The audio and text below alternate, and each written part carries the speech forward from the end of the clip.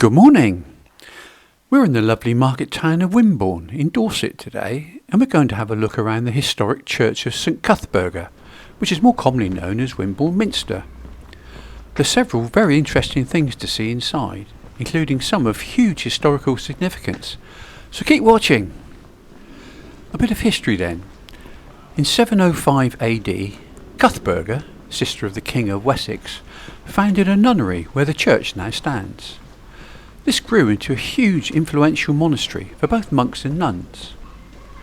In 1013, the monastery was savaged in a Danish raid and the nunnery was destroyed. The main church, however, survived.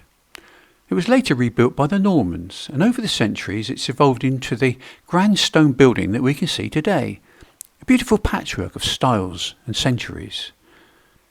Unusually, the church has two towers. In the 13th century, a spire was built over the central tower.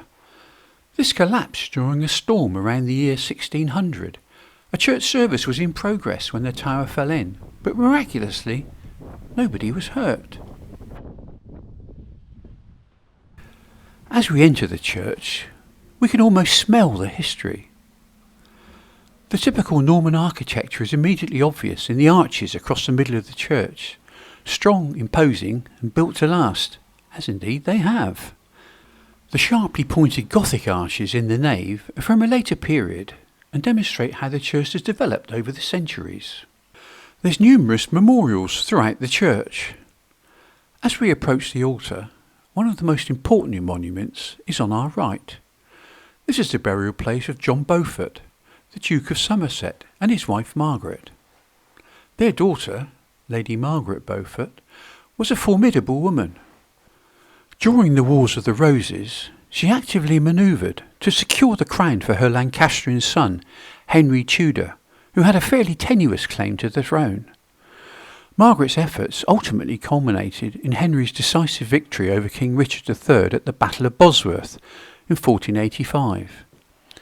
As a result of this victory, Henry Tudor became Henry VII, and started the Tudor dynasty, which continued until 1603. The couple buried here then are the grandparents of King Henry VII and the great-grandparents of the slightly more famous King Henry VIII. In 1497, Lady Margaret founded the school which became Wimborne Grammar School. We'll cross over in front of the altar to the opposite side of the chancel, where we'll find a simple brass plaque. This is a memorial to King Ethelred, King of Wessex, and older brother of Alfred the Great. Ethelred was buried in this church in 871 AD, after he died from wounds sustained in a battle with the Vikings. Alfred the Great attended the funeral here before taking the throne. The exact location of the tomb is unknown. Other memorials include this one, the tomb of Sir Edmund Uvedale, who died in 1606. If we look closely, we can see that he's got two left feet. This is a result of a repair job centuries ago when his right foot was broken. Somebody thought it would be a good idea to replace the broken right foot with a copy of his left foot. Wimborne Minster has a very rare claim to fame. It has a chained library. Founded in 1686, this was one of the first public libraries, and is the second largest chained library still remaining in England.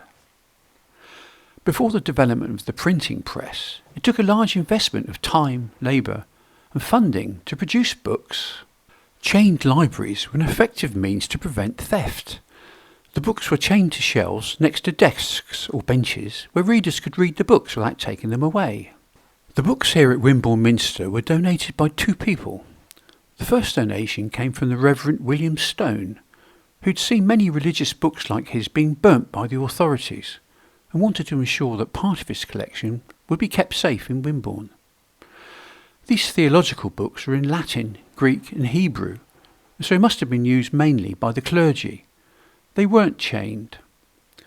When another local donor, Roger Gillingham, gave another 90 books in 1695, he insisted that the books be chained up, but also that the library should be open free for the people of the town, providing that they were shopkeepers or the better class of person.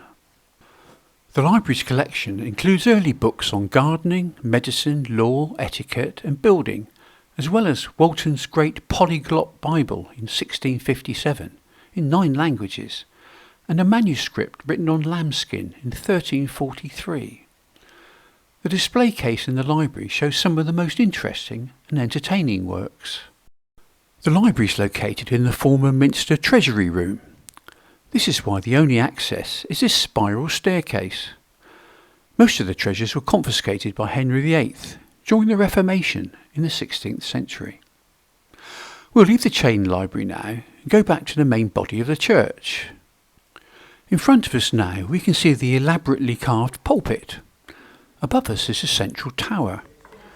This is the tower that I spoke about earlier, where the spire collapsed into the church. Imagine that happening during a church service, nobody being injured. We'll make our way back down the nave to the west end of the church. Here we'll see the church font. This is a Norman font dating back to the late 12th century. It's made of Purbeck marble and stands on 8 shafts. Originally, it's thought that the font may have been decorated with semi-precious stones, but these were removed during the Puritan era. On the wall behind the font, we can see a very special clock. This is an astronomical clock, and it's considered one of the oldest working clocks in Europe. Records show that it needed repairs in the year 1409, but it's thought to have been created about a century before that.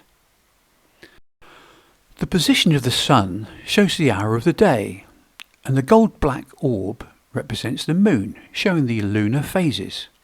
At full moon it's golden, and at new moon it's black. So when I visited and took this photo, we had a new moon. The really interesting point about the clock is the position of the Earth.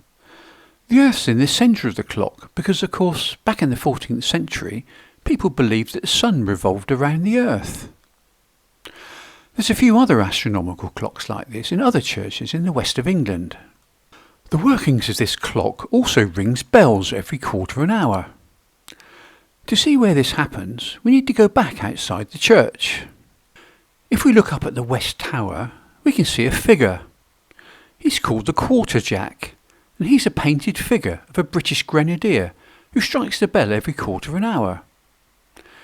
He was originally a monk. During the Napoleonic Wars, he was turned into a grenadier guard with a smart military uniform. Very patriotic. And that brings us to the end of our look around Wimborne Minster. I hope you found it interesting. If you have, please consider subscribing to our channel. As always, thanks very much for watching.